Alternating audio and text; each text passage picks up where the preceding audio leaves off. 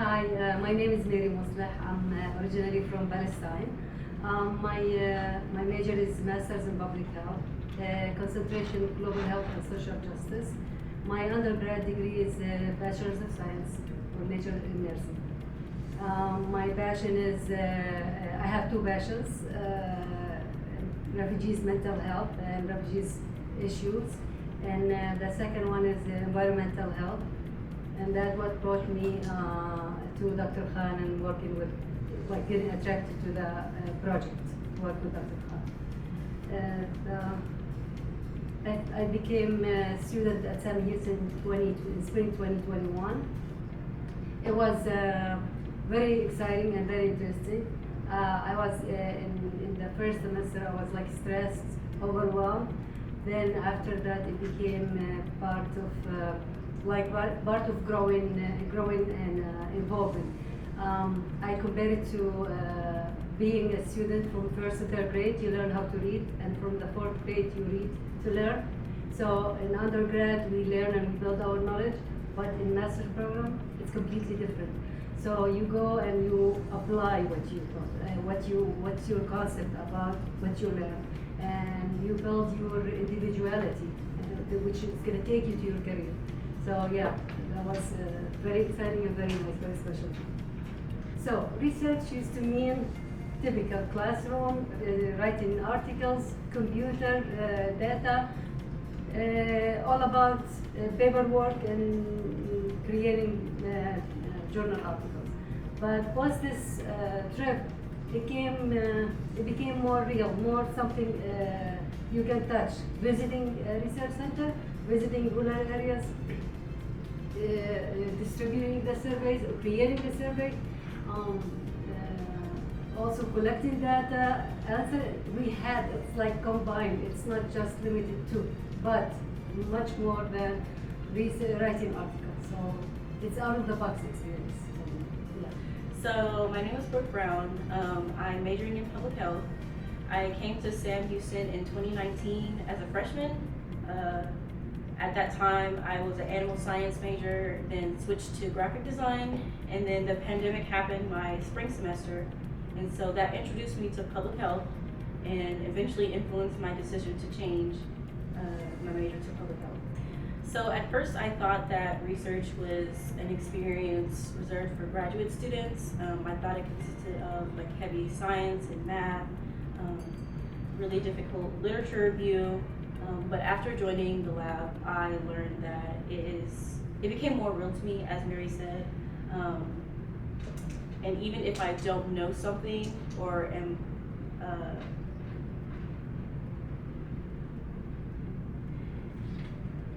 even if I don't know something or there is a problem that comes up, I have, my mentors, Dr. Zimfer and Dr. Khan, to help me. So you're not alone in this process. There are so many people out there that want to help you, and there's a lot of things that you can learn. My name is Stacey Wright. I am a public health major with a minor in psychology. My first semester here was in the fall of 2020. I was here as a transfer student, and I took 7 hours at Sam Houston while simultaneously enrolled at Lone Star. I was working on finishing up my associate's degree, but also trying to start working towards attaining my bachelor's. My first semester here, I did not really engage with all of the student activities that Sam Houston had available. I was very overwhelmed by coming to a bigger campus. I was only previously exposed to the smaller campus, such as community colleges. My prior experience to research was basically zip, other than in classroom you might have a project to where you have to utilize resources such as the library to find articles to help back up your paper. So when I really thought about research, I also thought that it was a graduate type, that it was a graduate experience, part of the graduate program. And then also when I imagined research, I thought data and articles. Like those are the two concepts that basically come to mind when I think research. Now after being in research and being a part of that team, I have come to realize that it's way more broader than that. It's a lot more complex. It's not just data, it's not just articles, it's engaging with the community, trying to solve a problem, try to fix an issue, trying to fill in a gap, whether it's knowledge or education, or trying to provide resources, whatever there's a gap. So it's way more complex than just data and articles. The purpose of the lab is to discover any kind of pressing issue, public health pressing issue, environmental or biological, and analyze it, and like Stacey said before, fill the gap, answer what's the need. There is a need in certain community. That's what we're gonna do with the lab. The environment is centered around collaboration and provides firsthand experience for students regarding global and health-related issues. One of the first things that we were introduced to in the very beginning stages was literature review, learning how to use the databases that are provided for us, such as Engine Orange and EBSCO. Yeah, because it was different than just doing a literature review that you might do for a project in a class. When we did literature reviews, we had a certain question that we were trying to answer, and so we were taught how to navigate actually going through articles, because initially I think we were taking the time to read through the entire article versus you're supposed to just like skim and look for the fine details and like the key words, and then you're like, okay, I found this word and that pertains to my question, so I will add this on to look at later, instead of like sitting there and trying to read the whole like 20-page article. So that's one of the challenges that we faced, because it was learning how to skim it, put it in, and then later coming back to that resource, because in essence you want to be going through 5, 10, 20 articles at least a week when you're trying to gather that information in order to write a paper or to publish or to construct an abstract to then go to a conference for. So that was definitely a challenge, like learning how to navigate that. So I'm also doing a separate research project for the Bearcat Bridge program. And so that's my own project that I'm doing, and it's concerning the Houston wards. And so juggling between, Dr. Khan's like this research project and my own, and having to sift doing literature review for both, as well as with my classes and extracurricular activities. Using my Outlook calendar has definitely helped, being able to create a shared, event or in order to, like, for instance, like when we scheduled the meeting. Yes. We scheduled a meeting the other day, and so I had noticed that was kind of helpful in order to send an invite for that meeting, so that way it was fluid on all 3 of our calendars, and that way we could all say, yes, we are available at this time. So trying to navigate how to be organized has been a challenge. And then just treating it like a class, like, oh, I'm going to set out this portion of my time to do literature review, or this time to do look up, like whenever we were setting up the lab, look for supplies for the lab. That really has helped me a lot. I know it definitely probably helps y'all a lot too. I may add also, like we prioritize. So what's most important, what is due tomorrow, or the next thing is due and most important, that's what we focus on. And we leave everything and we focus on that. And then what's less importance and it follows up. That make us more productive in a way. And to expand on what Mary was saying, so it's not always what's due next, right? It's what's the biggest project and how do we break that up into smaller chunks so that it's more manageable before the ultimate due date. So that's been something that we've kind of been navigating and learning as part of the research team that we've been on. For us to be making history in the university, for me and Brooke, we took the first part of the creating the lab for the environmental lab for the university. So Dr. Khan was saying, you're part of making history in the university. So I felt like empowered and I felt more confident in myself.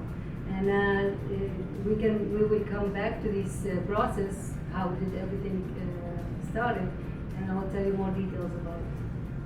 But yeah, it was very exciting. I think some other exciting things were that we got to each kind of navigate different projects that we might not have had access to in other areas, such as having the micro-PM machine, which is something that Mary had really taken charge of and had that experience. For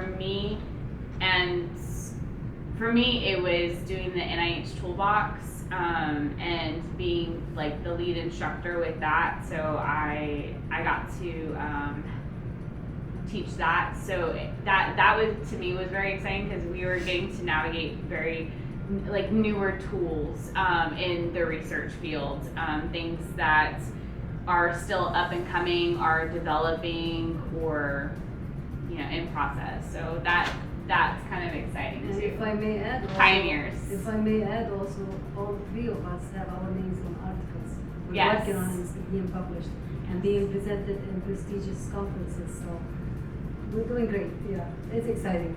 And as some, Brooke and myself are undergraduate students, so that's huge. Yeah, Like that's huge super to have huge. our names on actual articles already. Like my next movement forward is to start the NPH program next semester.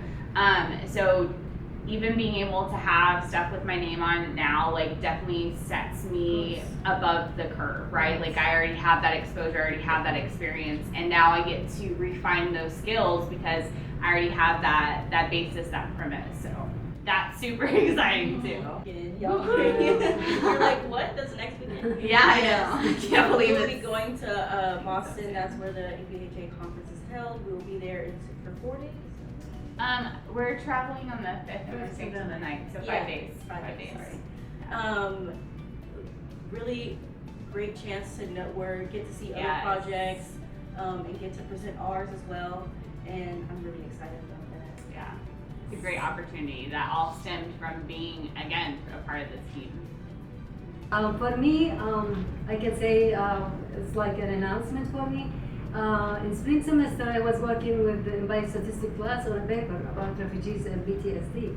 And of course, we went to Bangladesh, came back, summer course, and then Dr. Jassi, who's the instructor in that class, asked me if I want to submit my paper for a conference. I said yeah, and then I added my paper as the guidelines for the conference, and just 3 days ago I received confirmation that's accepted for publication in NASA, which is National Social Science Association conference, and I'm going to be presenting it online. So absolutely yes, Dr. Zimfer, she actually became my mentor for the Bearcat Bridge program as well. So she's helping me with my project, looking at the environmental health issues in the Houston wards, specifically inspired by, there was a cancer cluster found in 5th Ward because of the railroad tracks. The chemicals that they were using found to be cancer causing. And so she is really helping me with that, as well as she also, we have definitely connected, on a personal level. So I'm comfortable sharing, oh, I need help, I'm having a bad mental health day. Do you have any advice as to what I should do? And she's definitely I'm super grateful to have her as my mentor. I think honestly too, we've become kind of like a baseball team, right? Like we have our coaches and we have like our peers that are out there working together, and so we've really become a great team, and we're still developing, we're still processing, but initially I didn't know who was going to be on this team, but I am very thankful for all the different personalities and all the different things that each and every one of these people bring to the table, because I think it just helps me to become a more well-rounded person, and then also it teaches me different things. Like I know, for instance, Mary had taught me about a site that you could go to, and you can actually do reviewing on articles and stuff. And so, like, that's a new resource that I had gotten that I wouldn't have otherwise known of. Yes. And Brooke, she's just so sweet and so nice, and it's been a great overall experience, and just being able to make deeper connections with the team members. Another thing I would like to add about the connections with the lab is specifically through going to Bangladesh and us being able to network and connect with the different facilities over there and the amazing things that they are doing. For instance, ICDRB, and then also there was just a lot of networking, and through those connections that we made and talking with the different people and what they are working on, we still are in contact with those people, right? Through like social media, like we connected through Instagram, through Facebook, and so it was a great opportunity to expand our network, because it wasn't just like in our local community right here, right? This is global, this is bigger. So that was a really great opportunity that was given to us by being able to travel to Bangladesh. So I believe if you believe in the cause for what you're doing, it's not, because it's different about the mentor thing. I believe if you believe in the cause of what you're doing, I mean, you will put all the effort in it. I believe Dr. Khan is doing a great thing in discovering these, improving that there is these toxic metals built up in the environment in low-income countries. It's affecting the brain function for children, and how he's finding this information. What can we do about it? And how can we offer help for these people? So I believe it's unique in its way. The second thing, Dr. Khan he introduced us like, okay, you dump your baby in a swimming pool and tell him to swim back. Baby, he doesn't know how to swim. That's how that's our experience. He will give us assignments. He'll say, we do this. Of course, he will mentor us, and Dr. Zilfar will always follow up with us. But if we didn't get that exposure, we would not learn. We built our skill set beyond what we expect in this training. I also think that Dr. Khan at one point joked about like being a family, and like I was a little sister. The youngest. He was such a great support. Yes. So there was a process to it. We all had to do like initial interviews, and they had a criteria such as GPA, when are we supposed to graduate, if we had any study abroad experience, or if we were ready to prepare to fly or be on a long flight, 15 hours and then 5 hours with about like 6-hour layover. Prepared to cover partial expenses. If we wanted to consider it as their internship credit, which we both considered it as our internship credit, so that Two was for one. two for one. And then after that, it was more so looking at our dedication. Are we coming to meetings? Are we getting the work done? Because it started off with like between 12 to 15 candidates, Mm-hmm. and then over time, it just narrowed down to us. And so we were the ones left over, chosen. And we were the chosen because we were the most committed, the most dedicated. We came to every meeting, Zoom or face-to-face. We did everything has been asked from us. In our first initial meeting, we were a group of 9 or more people. But after that, they dropped one by one till we're the one who stick together. We did it all, and that's why we were chosen. So it is funded by an NIH grant, but there was some personal expenses. So if we ever wanted to buy souvenirs, I think extra if we wanted to buy extra food or snacks, but it was majority covered. And then to expand on that, so we did get funding from ORSP, right, to help us with travel expenses. So there are other funding sources available on Sam Houston. So yes, the main majority amount came through the NIH grant to help get us over there and to help feed us. But we did also get assistance from Sam Houston Associates. So I just want to add the name of the title of the grant that Dr. Khan was awarded, and an NIH grant R01, which is the highest level of a grant you can get. It's for the research project, building capacity to study mixed metal-induced neurotoxicity in rural Bangladeshi children. So that's the grant that we travel, that funded our travel mostly.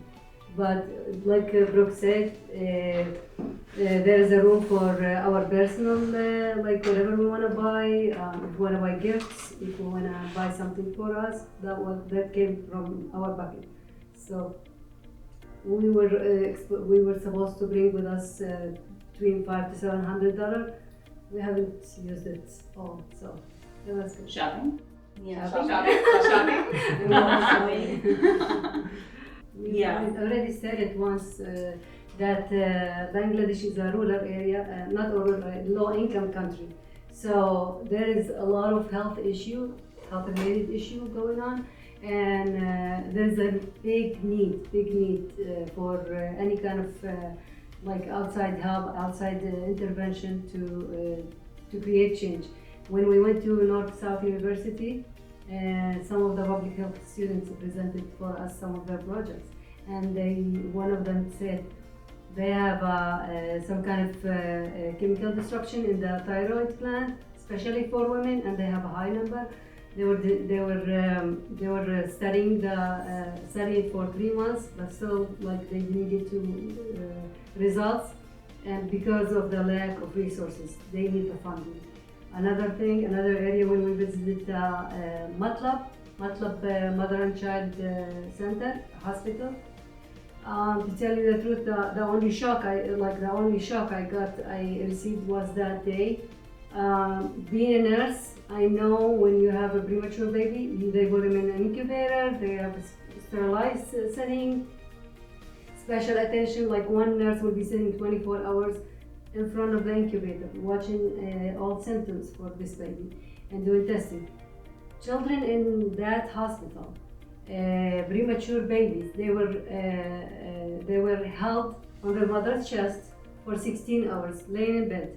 No sterile conditions, no nothing. They were 5-6 mothers laying down on beds, and their baby, premature baby, laying down on their chest for 16 hours in a skin-to-skin treatment. Yes. So if they are survivors, these people are survivors. So if they have a chance, they will survive. If not, they have no other resources. So. And the only thing that they had to kind of protect them Broke from my the rest heart. of the room was a plexiglass door, barrier. You walked in and there were some mothers with their some mothers with their children over here. They're smaller babies, but then you walk through this small door with plexiglass, and there was 5 mothers lined up with their babies on their chest. Mm-hmm. And that was it. Yeah. It broke my heart for real, to see them. And they said, like, if the mother have other children or get tired, her mother or her mother-in-law will come and lay down in that bed, or her sister will come down, lay that in that bed, and put the baby on her chest. So they need all the intervention. Yeah, there's a big need. Again, $200,000 to help erect a new building. That's in different insane. areas. It's not gonna solve like all the problems are going down there, but it's gonna take care of some areas. Yeah. So our experiences, I'm going to start off with, we were go. Every single day we had multiple things planned. It also varied from professional things, such as the workshop, such as collaborating with the University of Chicago in Bangladesh, research fields, scientists, and then also pleasurable things. Like we also went to a resort and we got to go over and to the beach and do that kind of stuff. So it was very variable, but every single day we had at least anywhere from 1 to like 5 activities. So it was very busy. Yeah, I would like to expand on the workshop. So at NSU, North South University, we participated and also were a part of a building capacity workshop. So I did my presentation on Sam Houston and sort of kind of trying to get people to come over and join our Masters of Public Health program. Stacey Go Bearcats. talked about the NIH toolbox, and then Mary did her presentation on maternal mental health. And so we got to present, and then also received information from the other presenters about neurocognitive epidemiology. There we go. Yes. And like how to write a proposal, how to do research. So it was very informative for us too, because I haven't had any exposure to writing proposal, but that is definitely something that I'm interested in getting exposure in. So just having that foundational like knowledge from that building capacity workshop, and then I'll later be able to expand on it as like I go through the master's program or as I advance in my career. Yeah. So as on the same topic, the workshops, we're doing the paper on what we're presenting in the ADHA conference. It's about building capacity workshop in Bangladesh or in low-income countries, and how important it is to increase the number of professionals who are working with people communicating. So, in a way, like give me a fish, you feed me one day. You teach me how to fish, you feed me for the rest of my life. It's not teaching one person, teaching the leaders, the professionals in the healthcare workers.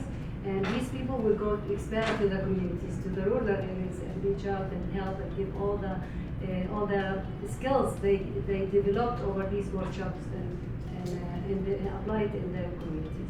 So yeah, it's exciting. Another experience that we had, so we did meet at the URB, which is the University of Chicago in Bangladesh, and they're one of the lead researchers over in Bangladesh. They are doing amazing things. Part of the projects that they're working on, it provides services to women in the area, and with those services, through the funding that they are given through research and grants, they are able to provide free services to these women for care, and that care can include prenatal vitamins, medications as needed, examinations, and that's so important, especially in pregnancy phases, right? Because there are so many things that can go wrong, and so for them to be able to provide those opportunities to women in need in that area, especially rural Bangladesh, because they don't have a lot of resources, is just incredible. And also they come from very humble beginnings. Like they started with like a 6-month grant, and just from their their hard work, they were able to expand on that, and now they've been over 20 years running. So that just goes to show you how dedicated they are. And not only that, but I know this is an experience, but like I get so worked up when I talk about them, just because it was so moving when we heard about like their beginnings and what they're working on and what they're doing. Most of the people that have been working there have been working there for over 20 years, and that just goes to show you how great of a community that work environment is, right? Because if a work environment isn't great, like you're not gonna stay there long term, right? You're not gonna stay there for 20 years of your life. So that just also resonates and speaks a lot to what they're doing. And currently, they are also working on doing they came together and they put down money on land to build a hospital, because they want to continue their research, and being able to have their own facility will definitely be able to help provide those services, again, to the local community. And so they came together and they put down money on this land, and so in order to erect the building, though, they need $200,000 US. $200,000 is really not that much in the grand scheme of things, and it's really going to help impact future research opportunities in Bangladesh and also help support the community and the locals. As far as culture shock, well, from the very beginning, the flight was very long. It was 16 hours. Yep. For the first flight. So from Houston to Dubai, and then we had a layover in Dubai. And then from Dubai to Bangladesh, it was about 5. Yeah. Mm-hmm. Yeah. So my feet were really swollen afterwards. Yeah. Like I The took a legs picture. were so big. It was, Like all of them. like even I tried to get up and walk around at one point, but like my feet were still swollen. And then as far as when we finally landed there, the first thing I noticed was the way people drive. Oh God. The traffic, the way people drive is like I will never complain about Houston traffic again. Yes. Like it is a different world over there. And like so initially, like coming out, right? Like you're in like this little like van type thing that's squashed in the front. Like they don't have their, like it's not rounded like we have in the US. It's like it's short, and so you come out. And then there's just like all this traffic, and they're going every which way. Like they have lanes, but they don't abide by lanes. Like this driver is literally like going over the median, right? Like to like go off to this obscure section to then jump back on to like it was They were used to it. They were used to it. Yeah, and it was fine. They never got mad. They never got fight. Like Yeah. I tell them, if Yeah. you text us, somebody will be shooting somebody every minute. Yes, like in Texas, you pull out a guy like They you wanna don't mess even with get me. upset or yell or cuss or anything. And you look at all these vehicles, and like there's just like these scrape marks on the side, like all these scrape marks. And then like I would be so afraid. They had like these little tiny ones that have like crash cages around them. Like they're basically for like the driver and then like two people to sit in the back, and it has to have a crash cage, right? And like then there's like these buses, and then there's like 2-tiered buses, and just like again like scraped metal all on the sides, and it was an experience. It was. And then of course we are foreigners in mostly like Bangladesh. You're gonna have Bangladesh people, so we did get a lot of stares. Some people did take pictures or like videos, or they wanted to take pictures and videos with us, like from afar. Like they would take pictures from afar, like, and some people would come up close, and then some people from afar. So when we were at the beach, right? So we were sitting around, and like people would just pass by and walk by, and like, and then they would like, turn their head and still be looking at us while they're walking, and then they would come back by, and then they would just have their camera like this, like while they're walking by. It's like, are you serious? Like, hello. Yeah. And I was impressed by Brooke's Oh braids. yeah. Yeah. I had Everyone wanted braids. to know, how did she do that? So I had box braids when I was in Bangladesh, and they were very like, how did you do it? How long did it take? It takes a long time, yeah. And I did appreciate that. I feel like I was sharing the culture aspect too. What else? Our, I did good job. I mean, we adapted quickly. I'd say we adapted pretty quickly. Another component was that we had to dress like we had to dress Yes. in longer, like, can't show shoulders, and it couldn't go past like the pants. It needed to be below the knee. Yeah. It's not supposed But to it be wasn't. above. It wasn't hard to adjust to that at all. Mhm. I mean, of course, the weather is like it's like Texas there, Yes. but I wouldn't say it was difficult adjusting. The weather wasn't super bad. The only thing that I was not a huge fan of, but again, like it's just part of the experience, was not having a cold room when I slept at night. And we did have rolling blackouts, and even at the resort we went to, we didn't have Wi-Fi and we had rolling blackouts. Like that was a resort. Right. So just to like kind of put into perspective like their idea of what a resort is, and then like thinking of American, okay, when you think of resort, you're thinking of like, you know, elite, definitely Wi-Fi and definitely air conditioning. So, and again, to like reiterate, I don't think it was much of a shock as it was just like an experience, right? Because it was like we went there and we were just exposed to a different culture, and we all quickly adapted, and we were all ready and willing to just fully immerse ourselves into the experience. Oh, and I think like my favorite part was that they eat with their hands. Yeah. They clean their plate with every single job. They eat everything. Yeah. And I think that's just so cool. Honestly, I miss it. And like I miss it too. the other day, my neighbor made curry for me, and I ate it with my hands. Cause I was like, I kind of miss like, I miss the experience, and I miss like, just like being in that. The family style dinner too. Yeah, it was so nice. So I asked so him, nice. I asked the doctor, like, okay, that is smooth. Why would you eat in your hand? And he said, you know, when you connect your hand to the food, you connect, you're feeding yourself, and the stimulation of the saliva that helps digest your food start getting activated more. So you're like you're feeding your soul, and you're being healthy more. I don't know. I like it. We did it. We all did it. Yes.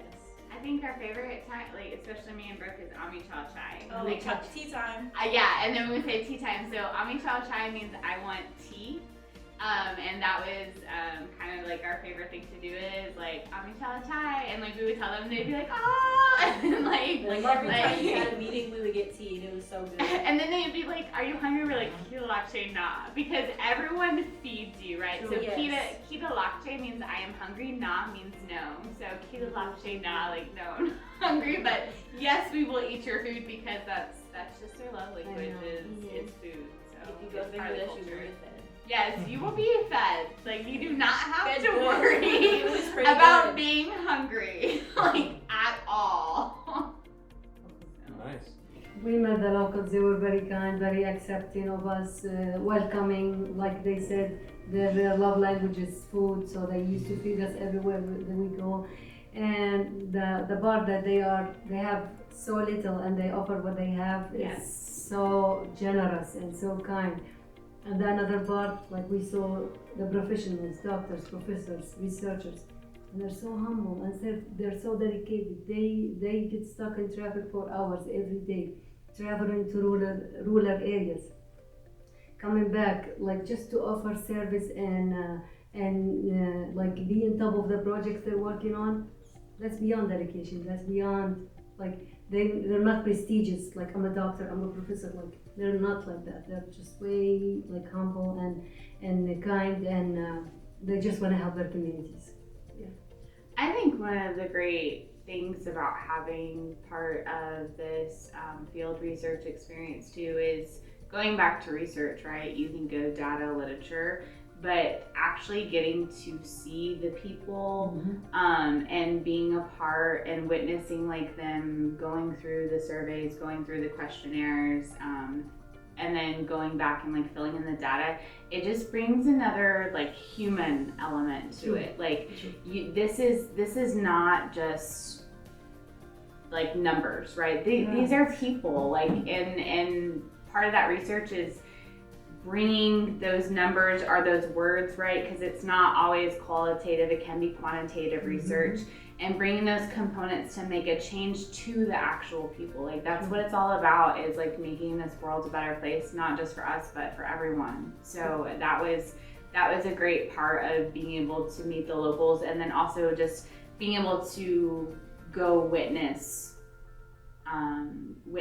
the surveys and stuff being done. So yeah. And there's a human, there's a story behind this data. Right.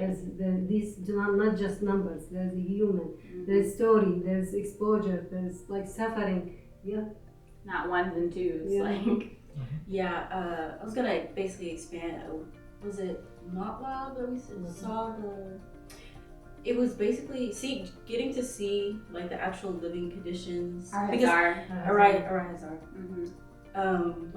it's a impoverished country. You know that these people are living in really difficult situations, but actually walking through it and seeing them, I don't know how else to describe it, but living like in a tin shed that you would.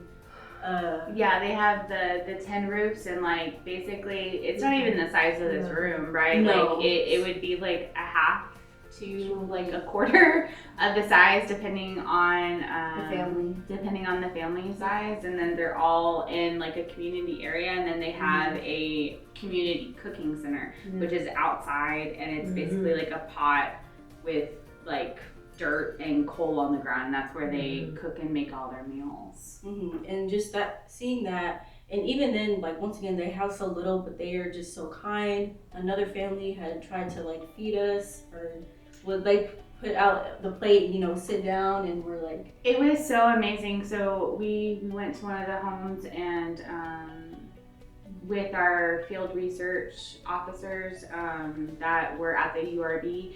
And so this family, they opened up our home. And so we sat down and we started talking. They were talking about the mobile health and kind of like how that operates. And as we were doing that, and we were all sitting around, they actually made us a whole buffet of food.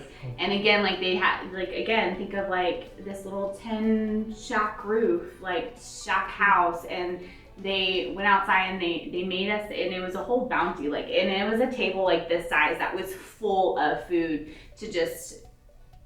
to provide for us. And it's incredible that, again, how little that they have. They were so welcoming and so warm, and a lot of the communities and people in Bangladesh, that's how they are. Like they're so kind and giving. Like as little as they have, they are so giving.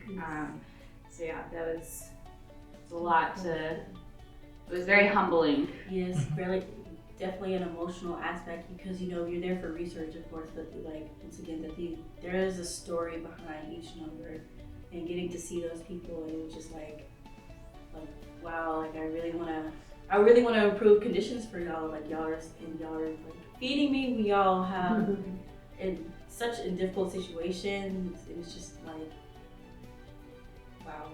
And it's also baseline, right? Because like looking at the public health issues in Bangladesh also helps us to help our local communities, and what maybe we can provide to our local area or our state or our region, and how we can transfer over some of the things that are being provided maybe there, and just collaborating and working together to try and make situations better for everyone. Definitely the LMIC in Bangladesh, but also us as a community as well. So one of the things that I wish prior to joining this research team is knowing that opportunity is available to undergraduate students, and that there's a lot of opportunities at Sam Houston even. So it's talking to your professors, it's figuring out where your passions lie, and how to find a mentor or someone that can help lead a future project, or figure out again like where those gaps are, so that way you can help to fill them. And another thing for people who are hesitant about doing research, because again, they're boggled down by the idea of data and just articles, it's so much more than that. It's a research, just like public health, is a multidisciplinary field. It takes people of all backgrounds, of all cultures, of all experiences in order to have a great team or to have a great project. For instance, when we went to Bangladesh, like we had for like the mobile health, like there were people that were technology based, right? Like you have to have the technology and the IT people in order to create a smartphone device, in order to create the application, and then you need like engineers, you need math people, you need public health servants to go into the field, and you need research, right? Field research is people. Mm-hmm. So it's all encompassing. It's multidisciplinary. It doesn't matter even if you're a business major, right? Business majors can do research. So it's don't hesitate to be a part of research just because you think it's only for one person. It's not, it's for all people. And the more people that we can get involved, the better, because that's just going to make our world a better place. Like that's what's going to help us fill those gaps. That's what's going to help us move forward as human beings, honestly. So just go for it, talk about it, be about it, and go forward. So I wish I knew that I could be involved in research sooner. I honestly think they need to do a better job at advertising it for undergraduates. Mm-hmm.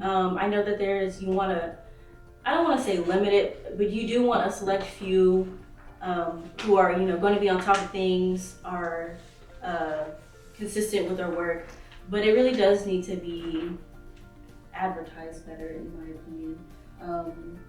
And starting it in your beginning of your career, like getting that experience, it makes you stand out compared to others.